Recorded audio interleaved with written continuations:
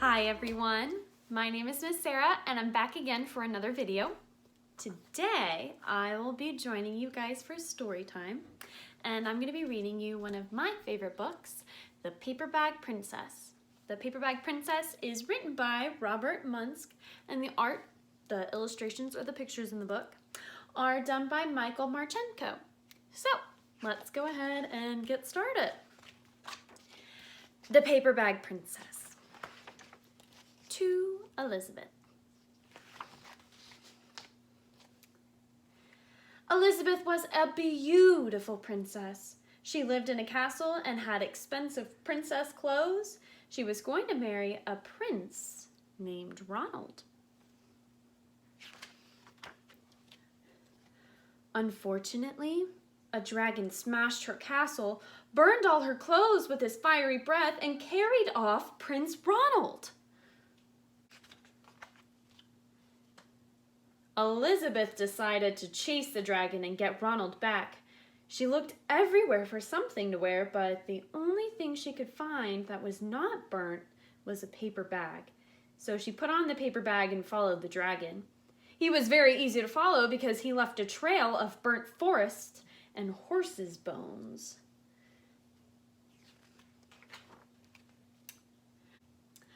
Finally, Elizabeth came to a cave with a large door that had a huge knocker on it. She took a hold of that knocker and banged on the door. The dragon stuck his nose out of the door and said, "Well, a princess. I love to eat princesses, but I have already eaten a whole castle today. I'm a very busy dragon. Come back tomorrow." He slammed the door so fast that Elizabeth almost got her nose caught. Elizabeth grabbed the knocker and banged on the door again.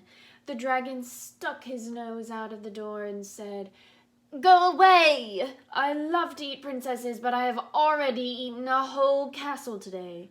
I'm a very busy dragon. Come back tomorrow." "Wait!" Elizabeth shouted. "Is it true that you are the smartest and fiercest dragon in the whole world?" "Oh, yes," said the dragon. "Is it true," said Elizabeth, "that you can burn up 10 forests with your fiery breath?" "Oh, yes," said the dragon, and he took a huge deep breath and breathed out so much fire that he burnt up 50 forests. "Fantastic," said Elizabeth, and the dragon took another huge breath and breathed out so much fire that he burnt up 100 forests. "Magnificent," said Elizabeth, and the dragon took another huge breath, but this time nothing came out. The dragon didn't even have enough fire left to cook a meatball. Elizabeth said, "Dragon, is it true that you can fly around the world in just 10 seconds? "Oh, why, yes," said the dragon, and jumped up and flew all the way around the world in just 10 seconds. He was very tired when he got back, but Elizabeth shouted, "Fantastic! Do it again." So the dragon jumped up and flew around the world in just 20 seconds. When he got back, he was too tired to talk, and he laid down and went straight to sleep. Elizabeth whispered very softly, "Hey, dragon." The dragon didn't move at all. She lifted up the dragon's ear and put her head right inside. She shouted as loud as she could, "Hey, dragon!" The dragon was so tired, he didn't even move. Elizabeth walked right over to the dragon and opened the door to the cave. There was Prince Ronald. He looked at her and said, Elizabeth, you are a mess. You smell like ashes. Your hair is all tangled, and you are wearing a dirty old paper bag. Come back with your dress like a real princess." "Ronald," said Elizabeth, "your clothes are really pretty, and your hair is very neat. You look like a real prince, but you're a bum." They didn't get married after all. The end. Awesome. So I wanted to read this book to you guys today because I've been feeling very inspired by Miss Elizabeth herself in this book.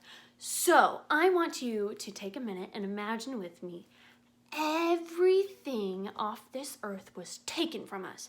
And the only thing we had were paper bags and paper products. So I'm talking newspapers, cardboard, those old shoe boxes, that packaging you get from Amazon or from the post office, and brown paper bags, okay? What if we made up our own costume, but instead of a princess, we can be whatever we want? For instance, what I did for this project was a troll. I'm talking Princess Poppy and Branch because I just watched the Trolls World Tour and I fell in love with it. So I wanted to see if I can make my own Branch vest out of only using cardboard materials.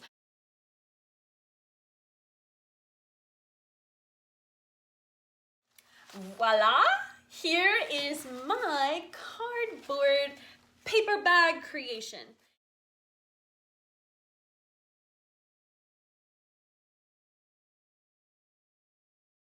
I would love to see what you guys do for this challenge. If you want to make a superhero or an underwater sea creature or a princess or a villain or a favorite cartoon character or an animal, anything you guys can think of. And your only challenge to this craft is that you use paper products to make it. Okay, so leave a comment down below with a picture of you wearing your own cardboard creation. And I can't wait to see what you guys come up with. Thanks for tuning in for story time today, guys.